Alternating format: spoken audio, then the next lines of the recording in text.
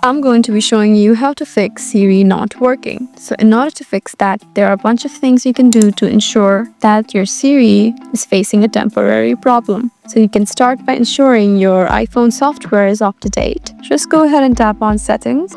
So if you're not seeing an option for software update, that means you have already updated your iPhone. So if you can find the option that says you need to update your iPhone right away, which should be right below your name, then you need to update your iPhone immediately. So in order to check that, just go to General and tap on Software Update. So as you can see, I have a software update. So you just need to tap on Update now and it'll automatically start updating. So after you updated your iPhone, try again.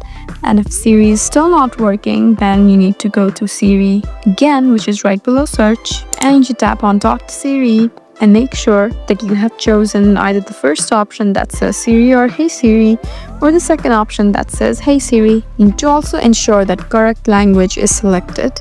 Sometimes that can also interfere.